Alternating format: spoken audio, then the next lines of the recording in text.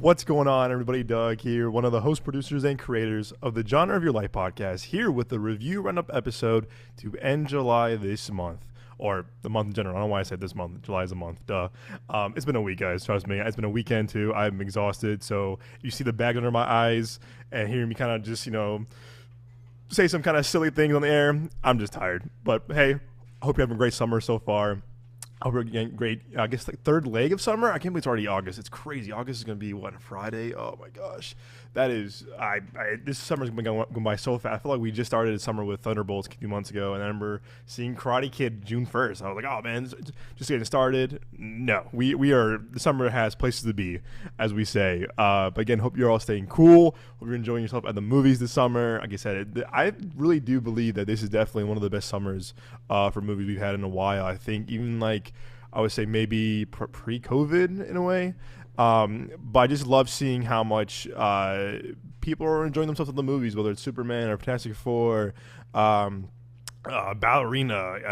Karate Kid. You name it. I feel like Jurassic. The F1. Oh my gosh, F1. I just feel like there's been really nice variety of different stuff this summer, but it kind of feels like one of those old school kind of summer popcorn. Maybe popcorn flick, but summer blockbuster kind of summers where I grew up in those kind of movies, those kind of summers, and I knew my other friends have, and family has. So it's just it's cool to see a return of those kind of those big event movies, mixed with kind of really cool small things here and there, like these two films I'm about to review for you all this week. And on this week's review Roundup episode, I have my reviews for I Know What You Did Last Summer, the remake, requel, reboot, whatever we're calling it. Not a remake, so more of a sequel, legacy sequel / reboot, as well as an indie film called Oh Hi. And like always, these review Roundup episodes are always so different. I picked two films that are so completely different. But you know what? That's what we love about movies, because all films are so different in their own ways. And it's kind of fun to give you a bit of a variety of different stuff to review for you on this channel as well. But if you are new to the channel, welcome to the podcast. If you're returning, welcome back. If you're new to this kind of episode of the podcast, this is the review Roundup episode. This is where I kind of do I go solo and do kind of what I'm kind of behind on reviewing, and things that we're seeing for screenings are on our own, and I'm really behind these reviews too. Again, please forgive me. I can't say too much about it on air, but I've had a lot of life changes in the past few weeks, so I just been kind of on go mode. So please forgive me for getting these to you all so late. I put out my reactions to both these movies last week, but I don't think I've been this busy in a long time, which again, no complaints, of course, but in terms of kind of just life and just, how life operates and events going on, both, career-wise and personal, I've just been on a bullet train of stuff going on. So I am now here to get these reviews for you all. Again, if you're returning back to the show, welcome back. Again, as always, you can find the show on Spotify, Apple Podcasts, Amazon Music, since Spotify already, YouTube Music, of course, and your favorite podcast platform of choice. Again, we're going to now have our video show. The video has been going really great. Thanks to you all. We're about to hit 800 subs on YouTube, which is really cool. The growth we've seen this past year has been so flattering. Just been really, definitely been emotional, I'll say, in a good way. Again, we also have our full video show and our video element of our podcast on our YouTube page, youtube.com/Midway Avenue Productions. Whether you're on podcast platform or YouTube, subscribe, rate, follow the show, please. Leave us a review. We want to hear from you guys. I always say this a lot, but seriously, you all are an integral part of this show and this community and this brand. We wouldn't be where we are without you all, so please don't be shy. Leave us a review, a comment, hey, good or bad, neutral. We'll take it. We want to hear from you all, because again, your feedback really, and I truly mean this, really means the world to us. Again, our ongoing goal as always still is to 200 ratings on Apple Podcast. I think we're at 35 right now, so we just got a ways to go, but that would be just amazing to get those 200 ratings on Apple Podcasts by end of summer, if not end of the year. And again, another ongoing goal we're at for YouTube, again, like I said, we're at 800, but we're be at 800 subs on YouTube. Getting to that 1,000. Other than creating a YouTube channel in general, getting that 1,000 subs is the first big milestone for us in terms of kind of monetization, in terms of kind of just getting more access to screenings and events and festivals. I know this weekend was Comic-Con. I love seeing all my friends, our fellow podcasters and critics and reviewers, their coverage. We did apply. We were definitely eager to definitely go this year. It's been a lifelong dream. I want to go to Comic-Con, as in general, as a fan, now as a reviewer, or as a member of the press. So hopefully next summer, optimistic that maybe 2026 will be the summer of Comic-Con if all things go well. And of course, we still want to do stuff like TIFF and Fantastic Fest and a lot of cool stuff too. And of course, we'll for sure be returning to South by spring of next year. But again, that 1,000 subs on YouTube is really helpful to us. So we're so close, and again, we really can't thank you enough for all the support. It's been really just tremendous. But yeah. And again, we still have a lot more to cover, guys. Again, we have, even though it's coming to an end of summer soon, or in the final leg of summer, we got Naked Gun this week. We got Weapons. I cannot wait for Weapons next week, guys. You know how much I love Barbarian and Zach Krager and Companion. I cannot wait to see Weapons. I'm ecstatic. And we stuff like Nobody too. I love the first Nobody. I know it's a big fan favorite here on the podcast. I know me and Nick love that movie a lot too. I think Moses likes it too. And we got a few other things in the pipeline as well. Oh, Caught Stealing. I know we're hyped for it. Aronofsky, Zoe Kravitz, Austin Butler. The more I see those trailers, I'm just more eager and so giddy to see those movies. And then I should be putting out my review of Fantastic Four this week. We might do a spoiler discussion if all three of us have seen it by then. I think we might do it Thursday or Wednesday. Look out for that. And then I definitely know there's other things I want to kind of like touch up on. Again, I want to bring back the newsletter element of the show, which is, again, it is the Producer's Playbill. I almost forgot my own newsletter name, which is not a good sign.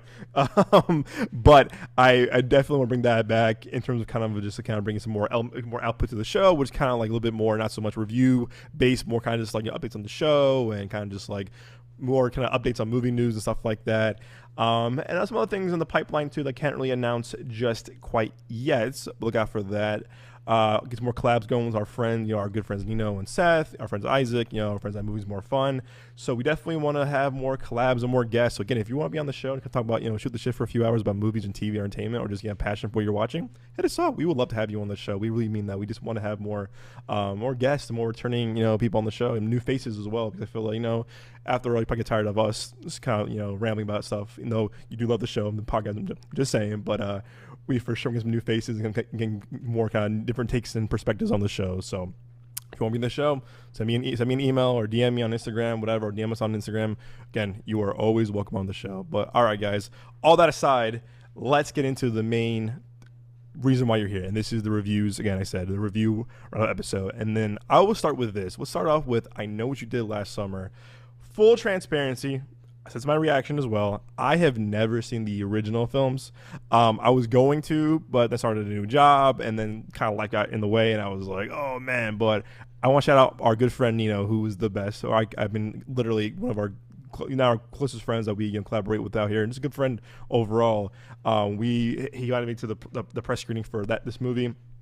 And again, I was looking forward to it because again, I am a horror fan, but also I do like these. Not all of them. I do have a soft spot in my heart for these kind of legacy, quote unquote, requels or sequels, whatever. But this one I wasn't really too familiar with because I remember I watched Halloween, the original one, before the Halloween 2018 came out, and I love the Halloween 2018. I love that movie so much. And I also did the same thing with Scream back in 2022. I hadn't seen Scream before until the new one came out. I'm really glad I did because it was fun to watch it before seeing the new one. But I Know What You Did Last Summer. Again, I know this is really a beloved, I think cult classic from the 90s. Again, my generation. I know a lot of people love it. I know it's a kind of like a big kind of like it's a not as popular as Halloween or Scream or Friday the 13th or Nightmare on Elm Street. But I do know a lot of people among my age group or maybe a bit older do enjoy this movie, and I was a lot of love for it. I'll be honest too, Jennifer Love Hewitt, probably my first crush, my celebrity crush. She was in a movie called House Arrest. I remember seeing this on HBO when I was a kid. I just was like, she's so cute. I got my first kind of like really big crush, celebrity crush that is. But again, as I'm kind of as you heard on the podcast, I'm definitely a new horror fan of the past 10 years. I would say like my first semester in college is when I got more into horror, which is about almost 10 years ago come next year. So I am definitely kind of working my way through to watching more horror movies I'm kind of behind on. But again, I have not seen the original, but I did go in this one kind of excited for to see if I can watch it, as a fan, as a kind of just movie fan and not being aware of the lore and mythology of this movie. All right, so Man, these keep being longer and longer for these synopsis. Oh my goodness, where can I find? I feel like it used to be kind of so short. Now it's kind of like, all right, here we go. IMDb. I Know What You Did Last Summer, 2025. That is, follows a group of friends who are terrorized by a stalker who knows about a gruesome incident from their past. Ooh. You know what? I had a fun time with this one. I had a bloody fun time with this one. And I feel like I say that a lot with these horror movies. Like, oh, I had a bloody good time with that one. I'm trying to be, edgy and, cheeky, whatever. But I think I'm now overusing it. Again, not being a fan, again, not being aware of like the mythology and the story of this franchise. Like I said, it's fun. It's a fun summer popcorn flick. Right? Some horror summer slasher. I feel like horror has still been one of the best. Excuse me, one of the most I think the strongest genre is bringing people back to the theaters prior to COVID, post COVID, and I do think it's still the genre that kind of brings people really together. I think comedies were that way for a long time, but unfortunately, I think in this era, the comedies are already kind of just dying, especially studio comedies for the big screen. But horror, I think horror has been thriving. I think original horror has been doing great. I mean, for example, like Companion and Barbarian and Smile and The Substance. I mean, go on, and I do feel like horror has been great. I think horror has been really a really steady factor for the box office, for the movie industry. And this one is fun to watch with the crowd. I mean, again, I think people that at the screening we were at, I think people who were more familiar of the franchise were liking it a lot more than I did because there were people clapping like, oh my gosh, da, da, da, da. But that definitely enhanced my experience. And I think horror films and comedy films are meant to see with a crowd on the big screen because people's reaction kind of enhance my viewing, at least, but enhance the experience of seeing a movie like this on the big screen. And again, I think, a summer horror popcorn flick like this that's based in summer is pretty good. I mean, if I say so myself, I feel like it's kind of a good recipe for like, ooh, a horror movie set in summer during the summertime. Say less. Let's go. And it's fun. It's fun. It's campy. A little too campy at times. It for sure has a lot of those kind of horror, campy tropes of like, oh, like this kind of person, this kind of personality, and this kind of lore, and this having this person, blah blah blah blah. There's a ton of that for sure. At times where I was like, oh, it kind of works for it. At times where I was like, okay, this is a little too much. You're a little too on the nose with it. And the director of this, again, I'm blanking on her name. I know Jennifer Caton Robinson. You can definitely tell that she's a fan of this franchise. Like she loves these movies a lot. Because I feel like a lot of times, as we said on the podcast, you can tell when someone's not really like a genuine fan of like an IP or a film because you're just like, why'd you do this? You don't understand the lore or like the characters, whatever. I think David Gordon Green and David McBride understood Halloween. The first one especially. I know 2 and 3 are not really liked as much. I don't mind. They're not great movies. They're not as good as the first Halloween, the Halloween 2018 reboot. But I'm still looking for what they are because I think they kind of understood Michael Myers a bit. I'm trying to think too. I don't want an example. Oh yeah, the guys who did Scream. I'm blanking on their names. I think it's what are their names? Scream 5 directors. Radio Silence. Yes, Radio Silence. They understood Scream, and you can tell like they just they got it. Scream 5, Scream 6. You can tell that they were fans of the franchise. They knew the characters. So I do like when sequels or reboots or remakes are given to filmmakers who really do love the existing material, the IP that they're working on. And there's for a horror slasher too. It's definitely violent. It's definitely bloody, but like I feel like it was kind of tame, quote unquote tame, in terms of like other horror films of this caliber that I've seen in the past couple of years. I was like, oh wow, like it's violent, it's gruesome at times, but I've seen other films really kind of like take it more to the extreme where I was like, oh, this is more kind of like a. I said at the screening too. This is definitely an entry level horror film for like new horror fans. It's definitely targeted to Gen Z, people my age and younger, for sure. But also it is targeted to the original fans of the franchise. But some of the lingo, somehow the characters are acting, how they're kind of speaking to each other. It is definitely a film that is targeted to more of a younger audience and again like a Gen Z. But also again, I think it's also a good quote unquote starter pack. A horror film for new horror fans and new movie fans too. I would say if you're like 13, 14, and you're not too kind of like, like spooked out by kind of this kind of stuff, I think you'll be fine. But I would say maybe 15 and 16-year-olds will definitely love this movie. Like, oh, the summer I saw this movie was crazy. Like, it's a film that I think I would brag about seeing with some friends back in high school, like a couple years ago. But I do think there's also enough quote unquote fan service for the original fans of the franchise.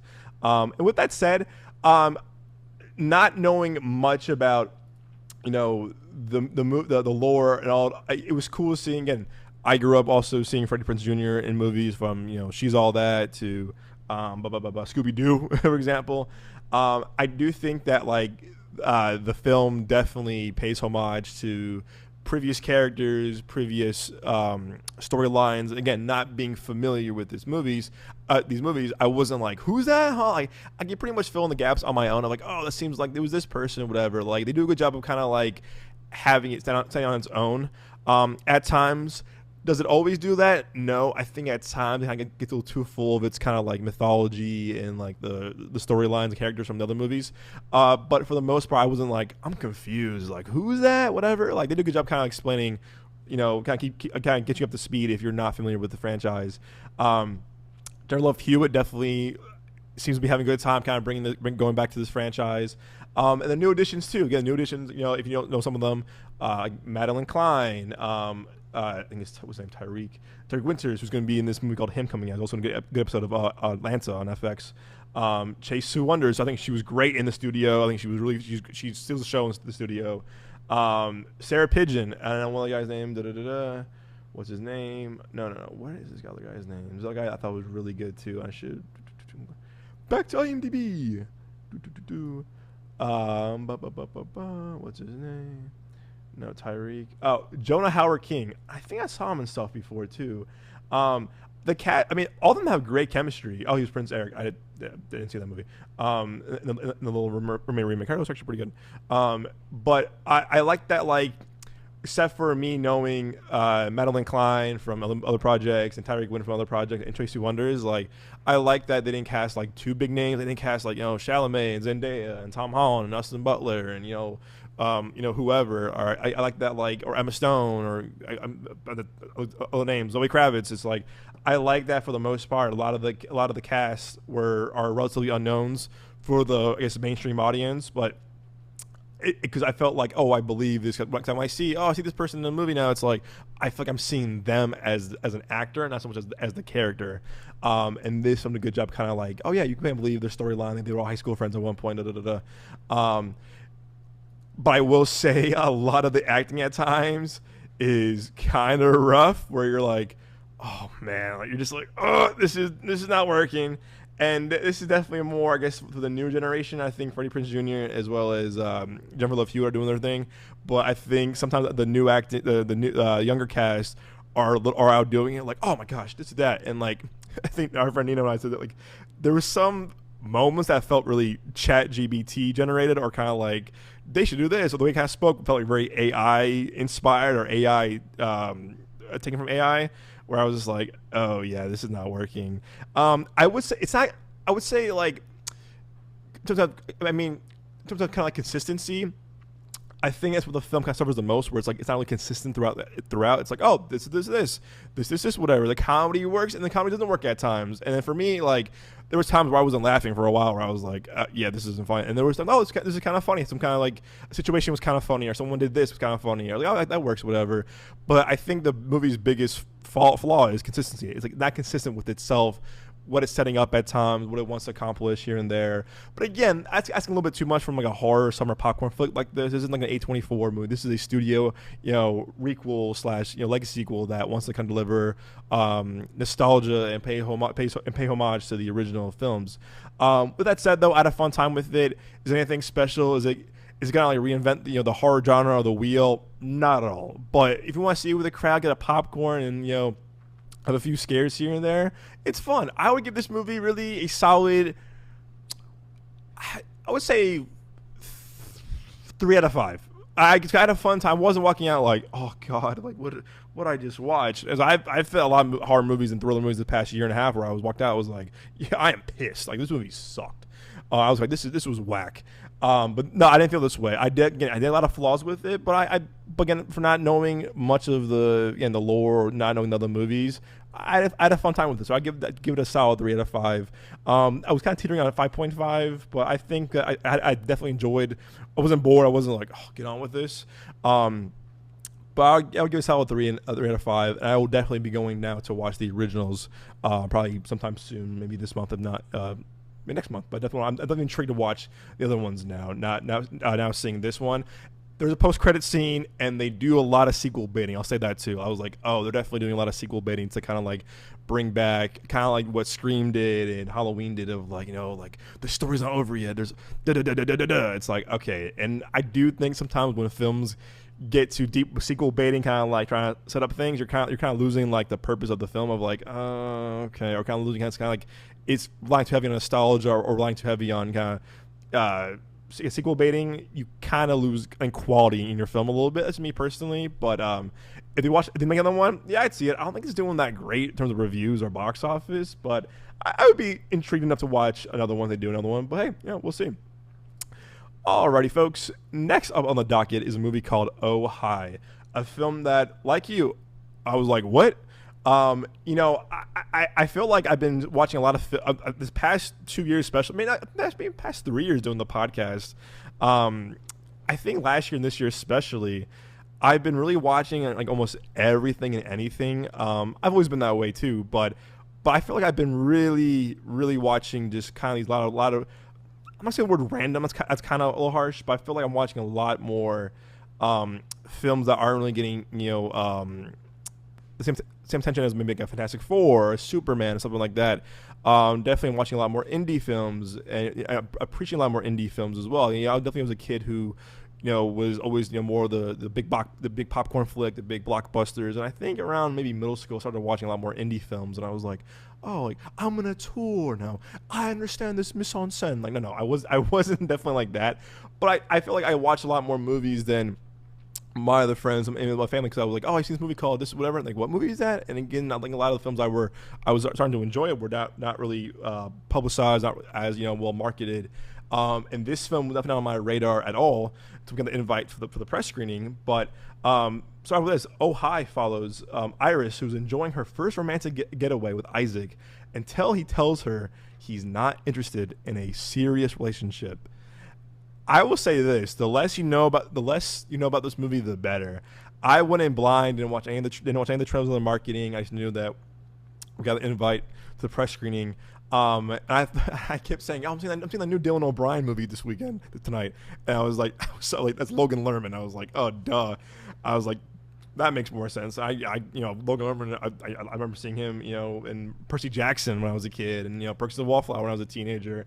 So I haven't seen him in a long time, but I don't know why I kept saying I'm seeing this movie with Dylan O'Brien tonight. I got there, I was like, it's Logan Lerman, you dumbass.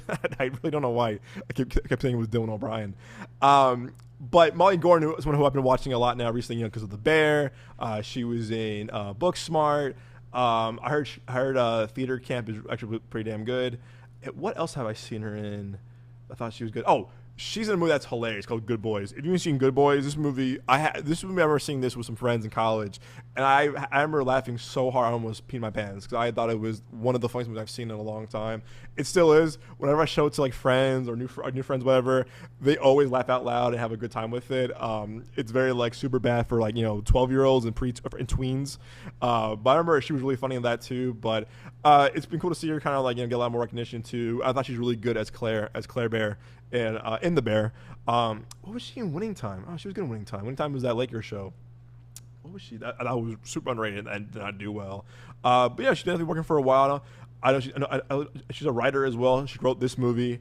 But I went in blind with this one, and I'm glad I did. 'Cause, I definitely think I'm appreciating a lot more movies now by not watching the trailers, both indie films, studio films, you name, or even TV shows that like. I have a better experience now watching, not voting trailers and marketings. I feel like I have a better experience. I also have a better connection to the story and to the characters. I'll tell you what, the best way to describe this movie is 2 words: commitment issues. That's the best way to describe this movie. It's commitment issues. If you're going through something right now with your partner or having relationships problems with the relationship or marriage, whatever, don't see this movie. This movie will definitely either, I would say, make therapy even more awkward for you and your partner, or it will cause a lot of conversations of like, what am I doing wrong, or what is this, whatever. And it's I feel like with this movie and a few others too. What else do we? Not together, but I feel like a companion had a lot to say about dating. I feel like I've been watching a lot of movies recently, the past year and a half especially. I'm seeing a lot of movies about the commentary on modern dating and relationships and how all people, men and women, etc., like how they perceive relationships and how I think this idea of like how people get too set in their mind of like, yeah, I'm a couple with this person, and are you sure? Like, I feel like sometimes people aren't on the same page when it comes to relationship nowadays. I think my generation especially, it's like, what do people want out of this? And it goes back to, again, communication. Again, this is also, I'm in therapy as well, but this is, I think this movie has a lot to say about modern dating and how we perceive relationships and how really important it is to be on the same page with this stuff. And you think you might be dating someone, and out of the blue, it's like, no, we're just hooking up, but we're fooling around, or we're just quote unquote casual. And I can tell you from experience how it's super relatable. I know a lot of my friends can relate to this movie too, where it's like, oh yeah, I was that person before, or I know that kind of experience all too well, whatever. And this movie does not shy away from that. It's unsettling at times. It's very uncomfortable at times, where I was kind of like, oh boy, I kind of feel like, ugh. I kind of just feel it's like really like not disturbed, but really uncomfortable, because this movie does a good job, kind of like you're really in this, like you're really with these two characters, both Logan Lerman and Molly Gordon's characters. You feel this like, ooh, and you can. I mean, what this film does very well is that you definitely can see both sides to their perspectives of like, well, she wants this and he doesn't want that, and like. They're both their flaws or whatever, but it really, I would definitely say this movie showcases how so many people have commitment issues, and the lack of communication really does not, I think, kind of definitely hurts a lot of relationships, or hurts potential relationships too, and how I think modern love is really affected by a lack of communication and how we perceive love and stuff like that. The film is very stage play like. I mean, if this film was a stage play adaptation, I'd be like, oh, I definitely see it, because it's all set in one location for the most part. How certain characters kind of operate and act, and some of the like supporting cast, it felt like it was either written for the stage or written by people who come from a theater background and play background. And I actually liked it. I think movies like Back to the El Royale, the last episode of The Bear, season 4 had the kind of vibe. It was like kind of like the singular location with human conflict and relationship and dialogue. And as a writer myself, I appreciate a lot of the dialogue because it feels real, it feels genuine. It doesn't feel like, and I said this because this is whatever. It's like, okay. So I feel like when a lot of playwrights write films, dialogue feels very written for the play. It doesn't really feel natural or feel kind of like something that I would say or could relate to, if that makes sense. But the dialogue in this felt really real and came from a place of like, oh, I wonder if Molly Gordon, the director, went through this before, and the kind of like, writing by experience. And as a writer, you're always told, write what you know, write from experience. And it's a very helpful tip. I feel like you definitely write yourself and your experiences into your characters, into your dialogue, and it makes it feel more, again, real. And like I said, if I can write to the movie, I can feel real. I can feel how real this is. I'm definitely more intrigued. It could be whatever genre, horror, comedy, action, whatever, thriller. That just makes it more, real to me. I can definitely see myself in these characters, and I did a lot. There's times where I was like, oh, that reminds me of this person, or maybe, oh, that situation that I was in, whatever. I went on a date with this person, so I definitely kind of felt the realness and kind of felt like how authentic it was. But the movie itself, though, for an hour and a half, it goes by. But, it definitely kind of drags a little bit at times. You're kind of like, okay, I guess, whatever. And the supporting cast is really funny, from Geraldine. I'm butchering her name. She was so good in Blockers. She also in Thunderbolts recently. Geraldine V. I'm trying to butcher her last name. This guy, John Reynolds, I thought was really funny. I played Kenny. I thought was really funny. Like, there's times where I was like, it kind of reminded me kind of like a Walmart Ben Platt, Ben Platt from Pitch Perfect, and also Dear Evan Hansen. Like he reminded me of like one of his like kind of like a doppelganger, or kind of like in the Temu version of Ben Platt, or like would be part of Ben Platt's crew or French group, whatever. It was fun seeing David Cross, a guy who I grew up watching and stuff from Arrested Development, Mr. Show, Alvin and the Chipmunks. He's funny in it, but like he's not really given much to do at all. And I wonder if he was kind of just like in the area or for a favor. Hey, I'm doing this indie film. You want to come over? Yeah, I'll do it, because like he's given nothing to do, and his scenes are kind of funny, but he's not really in it much. And I was like, oh, I love seeing David Cross, but it just, to me, it was just like, oh, he's in it, but it's just like he doesn't add much to it.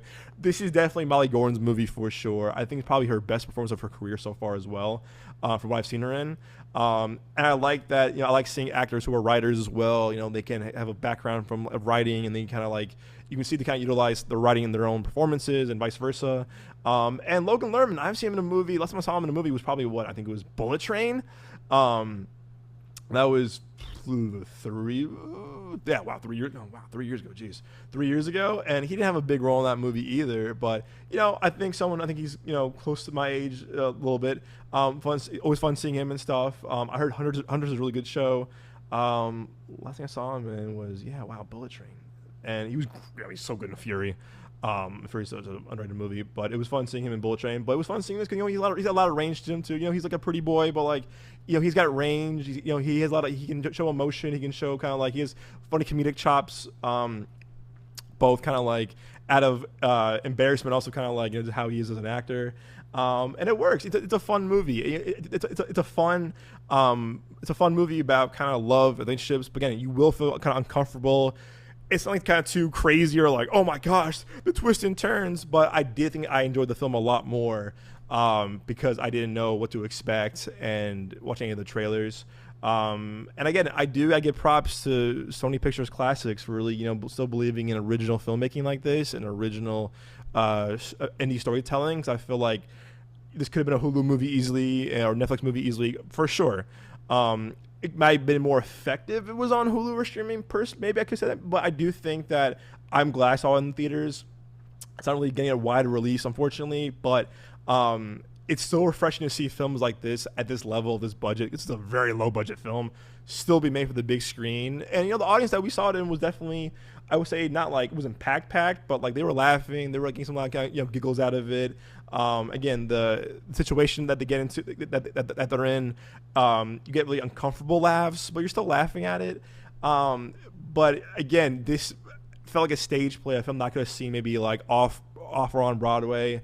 But with that, I gotta support original films like this being made for the big screen, because I don't know how long we'll have films like this made for the big screen. Because I feel like these movies are just so destined to be on Hulu and Prime and Netflix or HBO, and that's totally fine. I'm not poo-pooing that, but as someone who just loves the theatrical experience so much, it is fun seeing a film like this be released in the summertime when you have big blockbusters like Jurassic and Superman and F1 and Fantastic Four.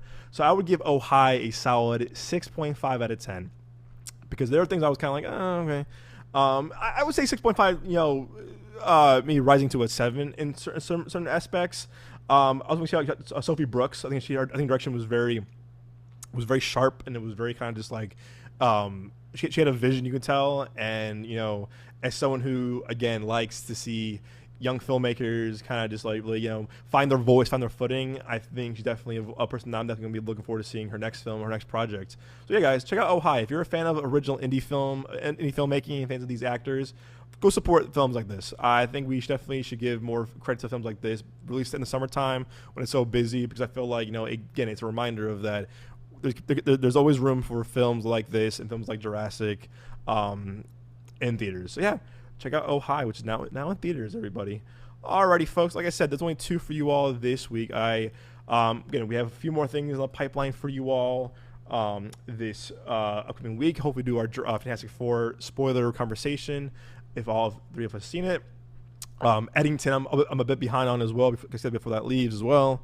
I'm trying to think what else. And Naked Gun, I cannot wait. I'm hearing great things about it from colleagues and other people I admire in the industry. And I'm trying to think what else we have this week coming up. we gotta bring back the games too. I think the games have been we haven't played a game in a while on the show, so that'll be a lot of fun. But so a lot of cool things in the pipeline we want to bring to you all. But again, everybody, hope you're having a great summer so far. Enjoy this last leg of summer. Keep going to the movies. Get that icy. Get that big popcorn. You deserve it. And there's a lot of cool things on streaming too. Happy Gilmore 2 is on streaming now. I'll probably talk about that a little bit this week on the podcast as well. But yeah, it's even though we're coming to an end of summer, the last leg of summer. There's so much to celebrate. There's so much things to check out right now. But seriously, hope you're having a great summer. Hope you're staying cool. And as always, guys, please, please, please stay safe. But also too, as we always say, we will see you all at the movies.